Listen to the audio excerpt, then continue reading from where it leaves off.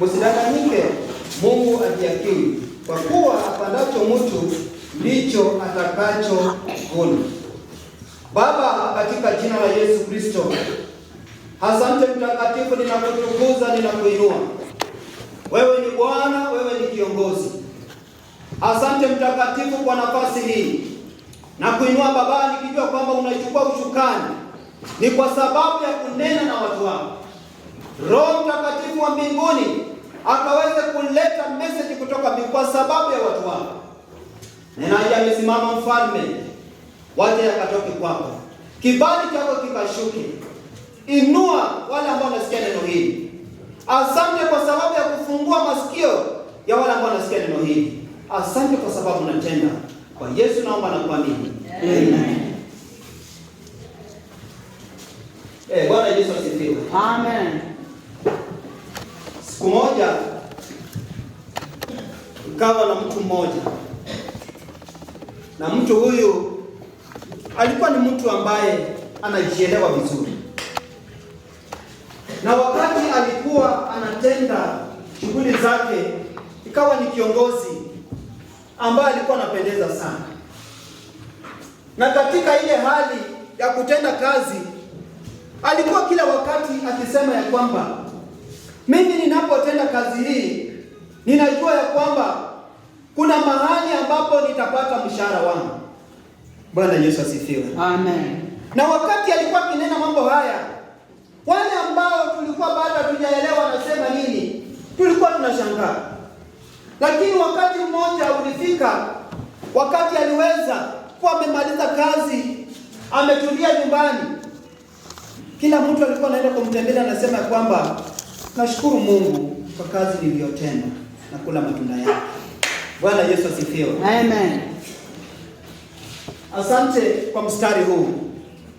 Ni mstari ambao umeandikwa na Paulo.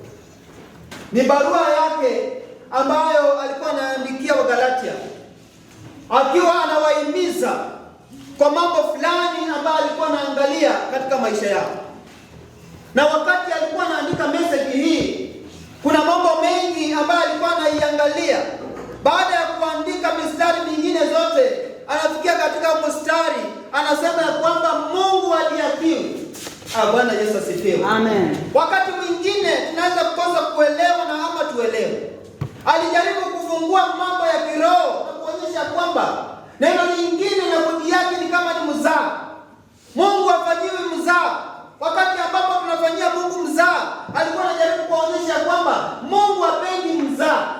Bwana Yesu asifiwe. Amen. Katika wakati mwingine unapata ya kwamba ule mzaa ama kule kuabudu Mwenyezi Mungu, Mungu anapokuangalia wewe unasema ya kwamba mimi nimeinama mbele ya Mwenyezi Mungu, mimi ninahubiri Mungu vizuri, lakini wakati ambapo Mungu anapokuangalia anaona kwamba ni kama haumpendezi.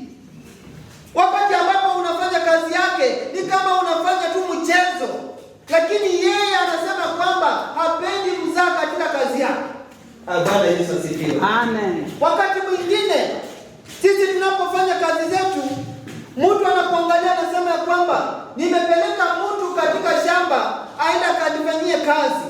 Na wakati ambapo wewe unaangalia mtu ambaye anaenda kufanyia kazi, unapoangalia kazi ambayo anatenda, unapoangalia ile kazi inaendelea, unasema kwamba sijui kesho nimpe kazi ama niwache.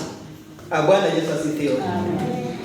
Wakati mwingine unapomwangalia unaona kwamba hata kama ni mkulima, wakati ambapo amelima namna gani?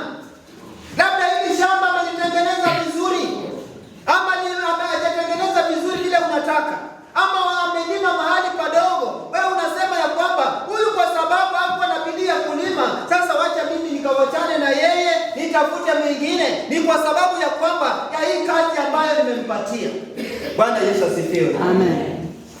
Nilipata kichwa cha kuweka katika mstari, nikaona kwamba kwa sababu unaongelea mambo kuhusu kupanda na kuvuna, kwa hivyo mimi nikaona kwamba niweke mavuno.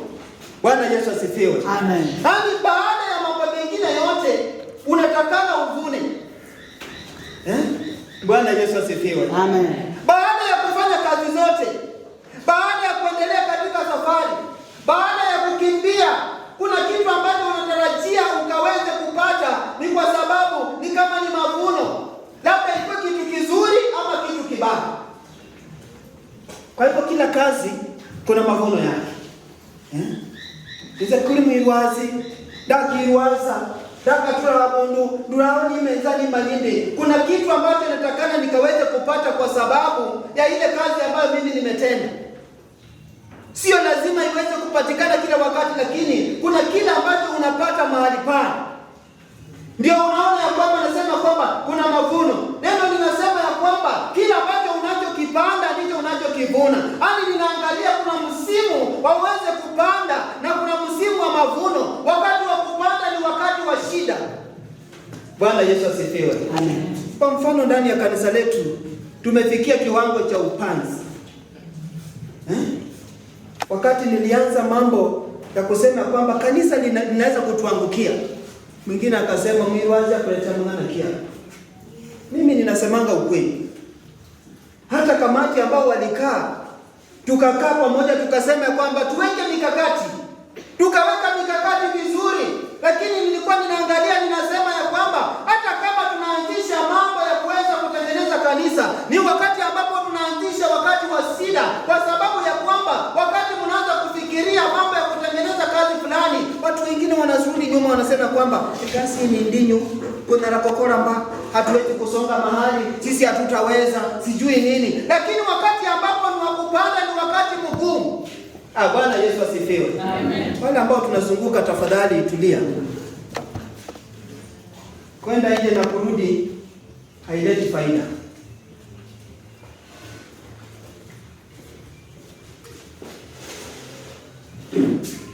Kuna wakati ambapo wewe unachukua mbegu yako, unasema ya kwamba sasa mimi nataka niende shamba ambalo umelitengeneza vizuri. Wakati ambapo unaangalia unasema ya kwamba ili shamba ninapoangalia nikaweze kupanda mbegu fulani, labda ni mbegu ya mahindi ama maharagwe ama ni miongoni, kwa sababu unaona ya kwamba kuna kitu ambacho naweza kupanda mahali pale ikalete faida.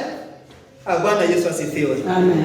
Hadi katika maisha yetu kuna wakati ambapo sisi lazima tufanye ile kazi kuonyesha ya kwamba kuna kitu ambacho tunatarajia tukaweze kupata baadaye. Unaweza kupanda katika shamba, unaweza kupanda katika kazi, unaweza kupanda hata kwa watoto wako. Na wakati ambapo wewe unapanda, kuna kitu ambacho unatarajia, hadi ni mavuno ambayo ni mazuri. Sio tu ya hivi hivi. Bwana Yesu asifiwe. Amen. Nimekuwa nikiangalia saa hizi kwa wakati huu, nikaangalia nikaona kwamba ukulima wa saa hizi imekuwa gharama. Si ni ukweli? Ni gharama. Tafuta mbolea, sijui natakana ulime vizuri, utengeneze shamba vizuri, ukaweze kuweka wafanyikazi ndani, wakaweze kutengeneza shamba vizuri wakakusaidie. Lakini wakati ambapo wewe unatazama, kuna kitu ambacho unatazama mwisho wa hiyo kazi ambapo ni mavuno. Bwana Yesu asifiwe. Amen. Wakati ambapo unaangalia hata kwa wakati huu, wakati ambapo tunapanda wengine wanatembea kwa barabara. Wakati ambapo tunasema kwamba tunataka tufanye hili, wengine wanasema kwamba hapana. Hata wakati ambapo tunanuia mambo ya kutengeneza kanisa, kuna mtu mahali anasema ya kwamba haya mambo hayawezekani, kwa mwanadamu haiwezekani, lakini kwa Mungu inawezekana. Bwana Yesu asifiwe. Amen. Kwani wengine walipata namna gani wakashinda? Mbona sisi tushinda? Kama ni maombi, twende kwa maombi. Bwana Yesu asifiwe. Amen. Yaani hata kama ni kunyenyekea na kujitoa, kama Matendo ya Mitume 4 inasema, hata kama ni kujitoa, kila mtu atoe kiwango fulani ili sisi tukaweza kutengenezea Mungu nyumba nzuri. Isikuwe ni vikwazo kila wakati. Wao sijui tutafanya hivi. Wale wengine waliweza namna gani na sisi mbona tushindwe? Mwingine alisema vizuri, vita zinatoka wapi? Bwana Yesu asifiwe. Amen. Zile ambazo zinatugawanya ni kwa sababu ya mambo ya watu binafsi. Tukimpatia Mwenyezi Mungu kazi, tumwambia kwamba Mwenyezi Mungu tumekuachia, na wakati tunakuachia sisi tunanyenyekea, ukaweza kutuonyesha njia. tutasonga mbele. Bwana Yesu asifiwe. Amen. Nishike mkono Bwana, Nishike mkono, nishike mkono Bwana, nishike mkono, kweli uniongoze Bwana, uniongoze, uniongoze Bwana, uniongoze. Hata tukisema amen, mtu wewe sema amen. Bwana Yesu asifiwe. Amen. Na mtu Mungu amekupatia nguvu, hadi umetembea na miguu, haujabeba kutoka nyumbani, lakini kumwambia Mwenyezi Mungu tu asante inakuwa ni vigumu. Kumwambia Mwenyezi Mungu ni vigumu. Kuna mwingine hapo nyumbani anatamani hata aimbe tu haiwezi. Uniongoze Bwana, uniongoze, uniongoze Bwana, uniongoze. Nishike mkono Bwana, nishike mkono, nishike mkono Bwana, nishike mkono. Wakati ambapo unamwambia Mwenyezi Mungu, chukua nafasi, ni kwa sababu ya kazi hii. Ikuwe ni kazi yako ya nyumbani, ikuwe ni kazi ya kanisa, ikuwe kwa watoto wako. Mungu mwenyewe akichukua ushukani, hata kama kuna vizuizi, Mungu mwenyewe anaondoa na unaenda tu. Hata kama ni kupanda ghorofa step by step, unasonga mbele ukienda mbele, kwa sababu Mungu umempatia nafasi. Bwana Yesu asifiwe. Amen. Sijui kama ninajenga mtu mahali. Anipatia Mwenyezi Mungu nafasi. Usichukue nafasi ya Mwenyezi Mungu. Mungu afanyiwe mzaha. Bwana Yesu asifiwe. Amen. Kuna mahali pengine anaweza kukuangamiza. Kuna watu wengi katika Biblia, wakati ambapo walikuwa wanabishana na Mwenyezi Mungu, wanapobishana anasema ya kwamba wewe umechukua nafasi yangu, wewe utakula nyasi, ili watu watambue kwamba mimi ni Mungu. Soma mambo kwa Danieli pale utajua. Wakati wafalme walikuwa wanajibeba, wanasema ya kwamba mimi ndio mimi nitaamua, mimi nitafanya hivi. Mungu anamshusha kutoka juu, anamteremsha chini, watu wanamchekelea, anarudi anasema kweli wewe ndio Mungu. Bwana Yesu asifiwe. Patia Mungu nafasi. Wakati wa kupanda ni wakati wa shida. Kuna wengi tumefikia wakati wa shida. Wakati ambapo unapeleka mtoto shuleni, unasikia saa yote anakuambia kwamba leta hii. Unapojiangalia unaona kwamba limefikia kwa shida. Ndio wakati wewe unapanda. Kuna wengine hatusomeshi watoto, lakini baadaye unaanza kusema ya kwamba ule mwana wa fulani, wewe huyo mwana wako kusomesha, unaangalia mwingine. Bwana Yesu asifiwe. Unapopanda, panda kwa njia ambayo inafaa, hata kama ni kusomesha. Somesha, fikia mahali usomeshe. Mahali ambapo unaona kwamba nimesomesha mtoto wangu, ataweza kunisaidia. Wakati wa kupanda, wakati wa shida.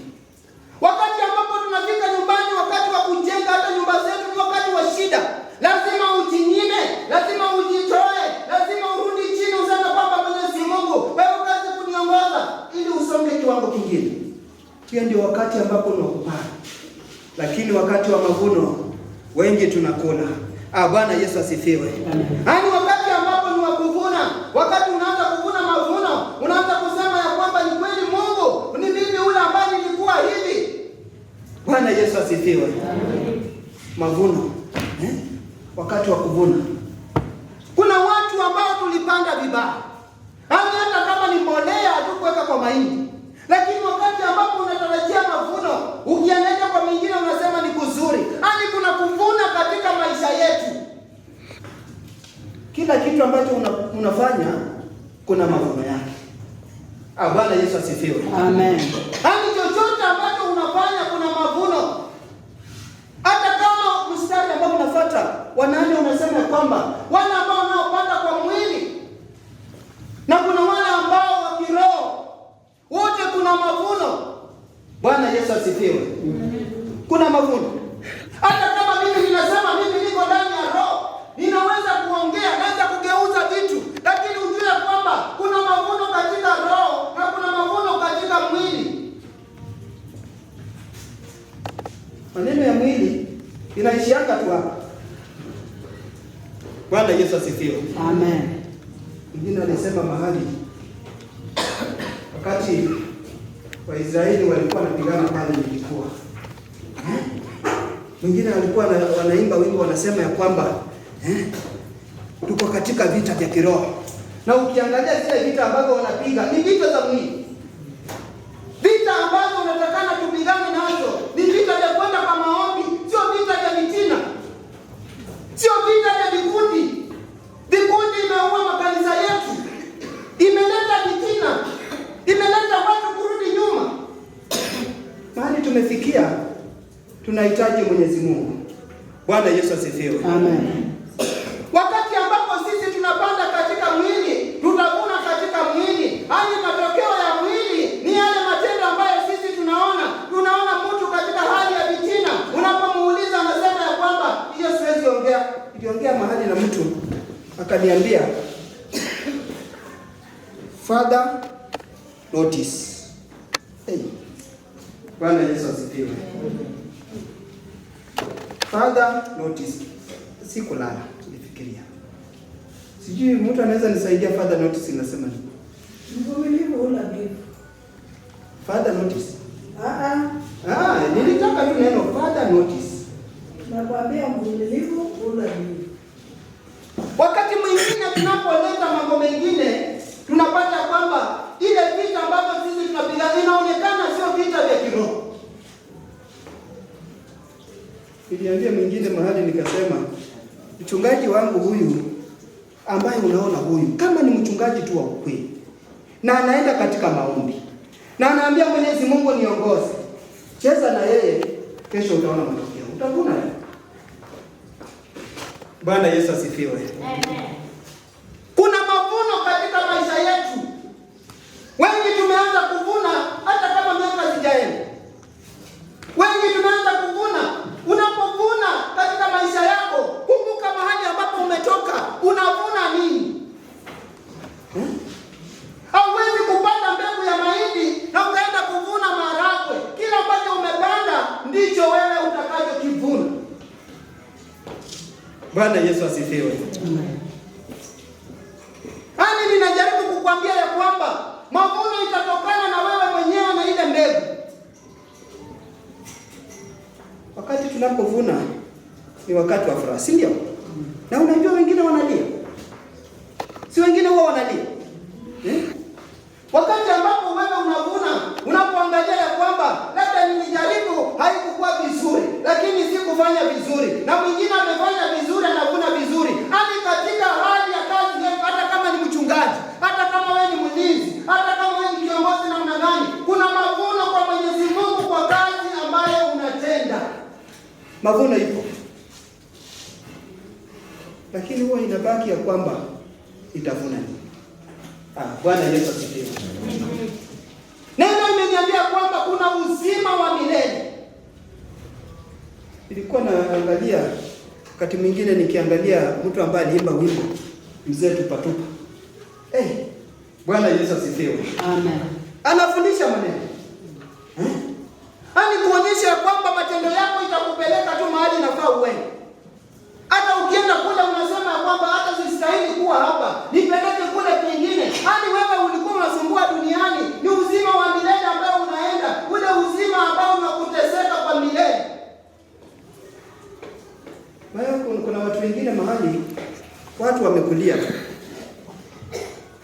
Watu wamekulia. Ukikuja kwa kanisa, Mungu fulani, hata wewe usimpe kazi, utakuwa na shida. Mkienda kwa chama, huyo hapana. Huyo usijaribu. Ukipewa huyo kazi mko na shida. Mkienda hata mahali popote, hata katika kamati ya ukoo, wanaangalia wanasema ukiangalia huyu mwili inafaa. Lakini wanapokuangalia wanasema huyo hapana. Ni kwa sababu ya kwamba matokeo ambayo iko ndani yako hayaleti matunda mahali popote. Hadi kila ambacho wewe unapanda ndicho unaenda kuvuna. Bwana Yesu asifiwe. Amen. Nataka nimalizie hapa. Ama niendelee? Bwana Yesu asifiwe. Amen. Wale ambao wamekosea ndio ufungu.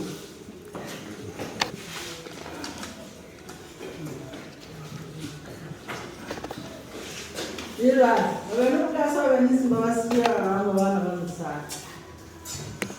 Nataka nirudie hiyo mstari. Nataka nirudie hiyo mstari. Mstari ule ule. Msidanganyike. Mungu adhihakiwi. Kwa kuwa apandacho ndicho atakachovuna. Nzedani. Sio mimi ninasema. Sijaongezea neno hata moja. Ile nimejaribu, nataka nikuonyeshe tu ya kwamba ni nini ambacho utavuna na ni nini ambacho unapanda. Matokeo yake itakuwa namna gani? Zako Yesu wa Kalvari, Adazuka saikeke, imakazi titietina.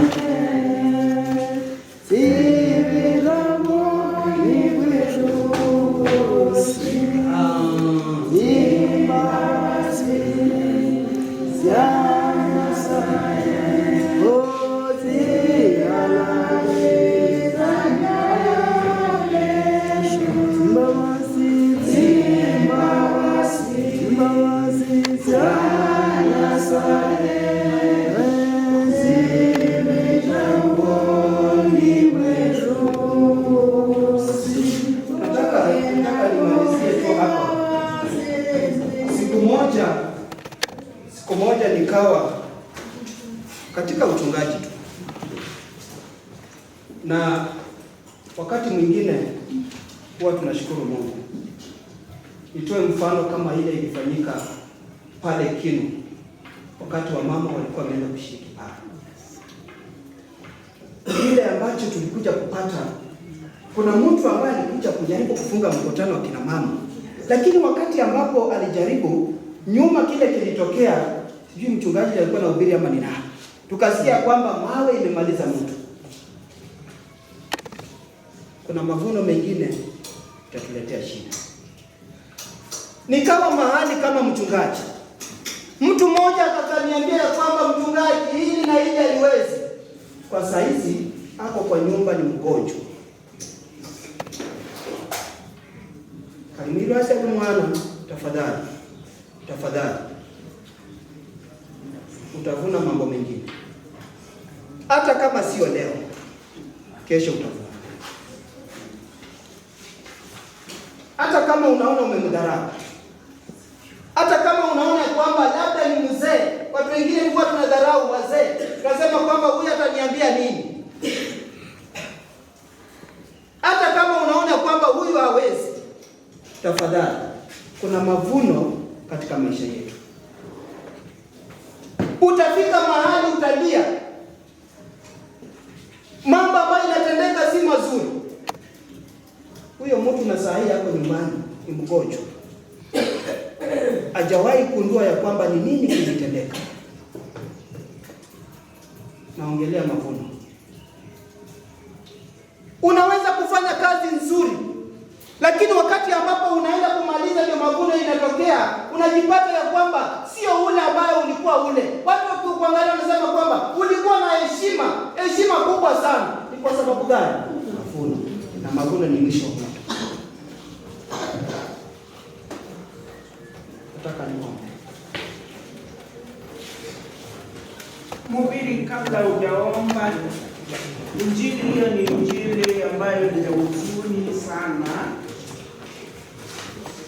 na kivyangu kama mhubiri naona ya kwamba neema inatosha. Sisi wote tumefungukiwa mbele yake Mwenyezi Mungu, na kabla hujaomba, labda unaweza kurudisha mdomo, uanze kubariki ile injili ya Jona.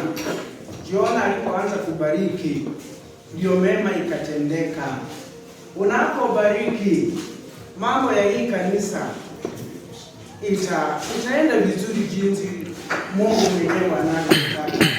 Wacha tubariki. tuwe na hiyo roho ya kubariki.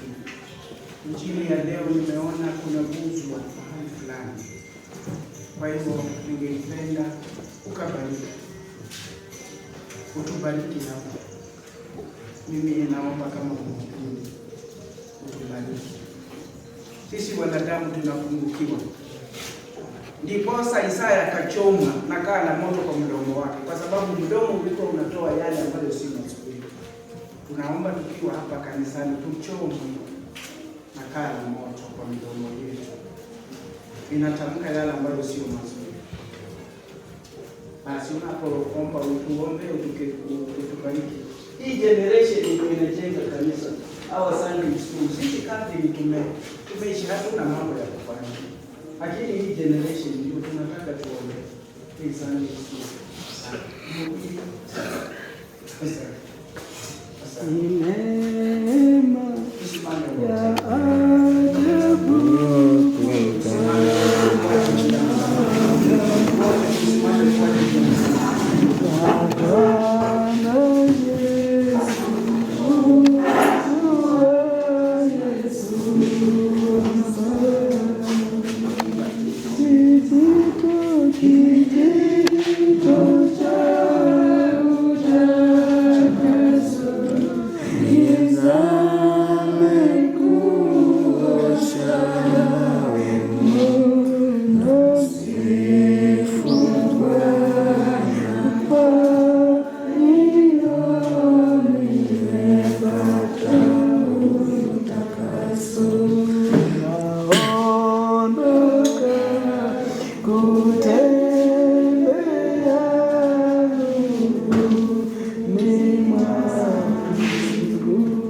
moyo safi na moyo safi.